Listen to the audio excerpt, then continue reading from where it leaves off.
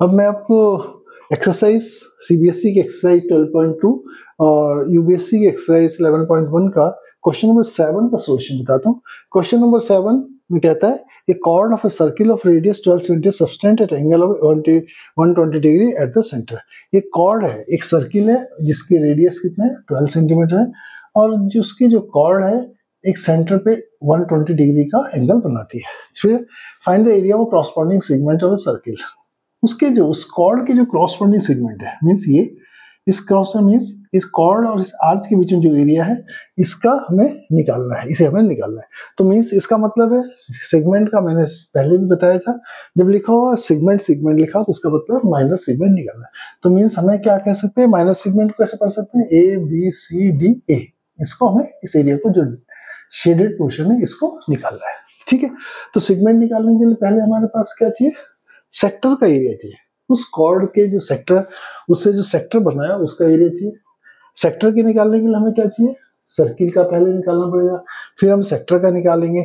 Sector से फिर क्या है, क्योंकि सेक्टर के अंदर क्या ट्रायंगल भी, इस ट्रायंगल का निकालेंगे और सेक्टर में से ट्रायंगल का एरिया माइनस कर देंगे तो हमारे पास माइनर सेगमेंट का एरिया आएगा। तो स्टार्ट करते हैं। पहले हमें क्या निकालना है, एरिया ऑफ द सर्किल निकालना है जिसकी जो रेडियस है 12 सेंटीमीटर है। ठीक है, एरिया ऑफ ए सर्किल आप जानते हैं, area of circle is equal to क्या था, पाई स्क्वायर।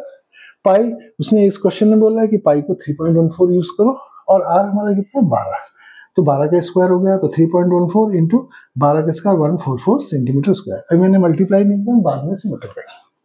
अब उसके बाद देखिए हमारे जो सेक्टर है उस पर जो एंगल सब्सटेंड कर रहा है, हमारा जो सेक्टर है उसमें एंगल कितना है 120, मींस हमारा जो कॉर्ड एसी है उसने एंगल कितना सब्सटेंड किया सेंटर पे 120। तो मींस 120 डिग्री के सेक्टर की वैल्यू निकालनी है या 120 डिग्री के लिए हमें एरिया की वैल्यू निकालनी है सर्किल की। तो मींस सर्किल का एरिया हमारा पूरा टोटल ये है, हमें सेक्टर का एरिया, सेक्टर कैसे पढ़ते हैं देखो, ओ ए बी सी और ओ वापस, ठीक है, ओ ए बी सी ओ, इसका एरिया निकालना है।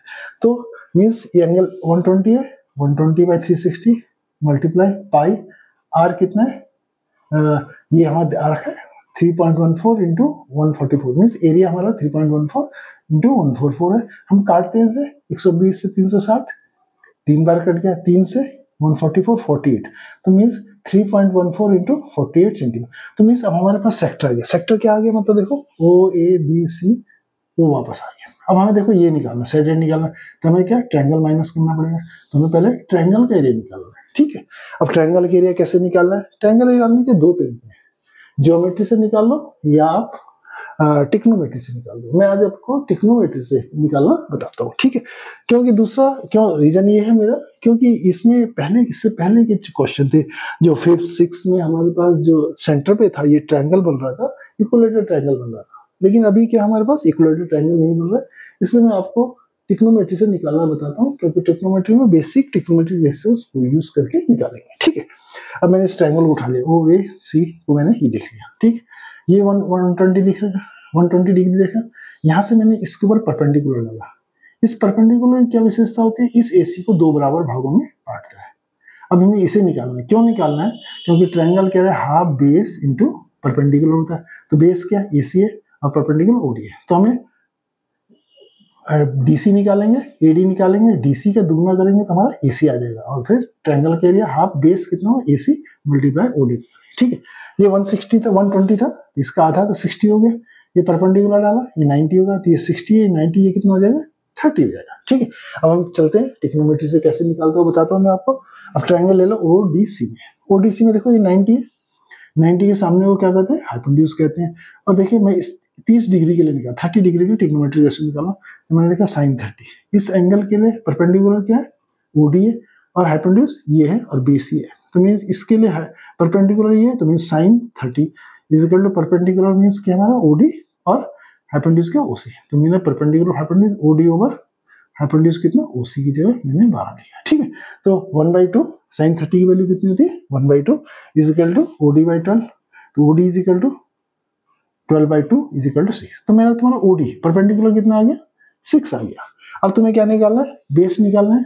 बेस निकालने के लिए अगर डीसी निकालेंगे उसका दुगना कर देंगे तो हमारा क्या एसी आ जाएगा। तो डीसी निकालना है, डीसी क्या चीज है इस एंगल के लिए बेस है, तो बेस ओवर हाइपोटेन्यूज क्या होता है कॉस, तो यहाँ लिखा देखो cos 30 is equal to base over hypotenuse. Base कितना है, DC है, हाइपोटेन्यूज क्या 12 है, DC/12।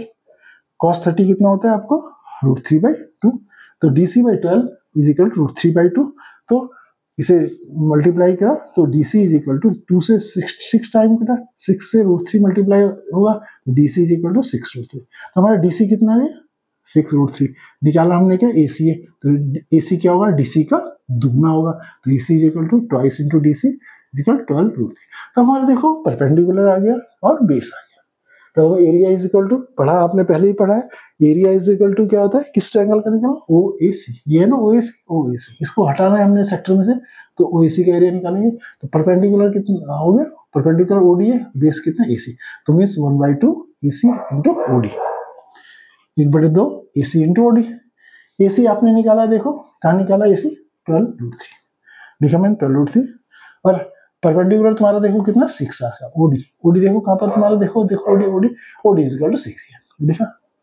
अब इसे सिंप्लीफाई कर दिया, 2 से 12 6 मल्टीप्लाई 6 इज इक्वल टू 36। √3 को उसने यूज करने वाला 1.73 यूज करो, तो मैंने इसे मल्टीप्लाई भी कर दिया क्योंकि अब आगे सॉल्व करना है। तो 62.28 सेंटीमीटर स्क्वायर, तो मेरा ट्राइंगल का एरिया कितना आ गया, 62.28 सेंटीमीटर। अब हमें क्या निकालना है, सेगमेंट निकालना है।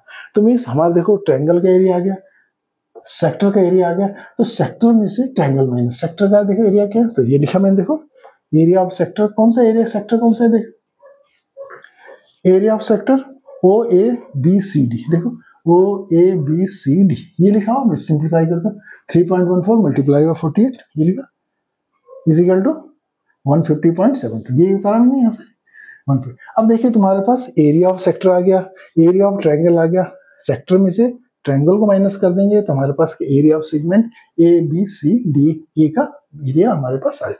तो area of segment ABCD is equal to area of sector OABC लिखा, देखो ये लिखा, माइनस एरिया ऑफ OAC लिखा इज इक्वल टू 150.72 माइनस ये 62 है, सॉरी ये गलती लिख दिया मैंने, 62 है ये, 62.28। तो इसे माइनस करेंगे तो 88.44 हमारा सेंटीमीटर स्क्वायर क्या हमारा। ये जो माइनस सेगमेंट है कौन सा, देखो ABCD हमारा जो माइनस सेगमेंट है उसका एरिया क्या है, 88.44 होगा।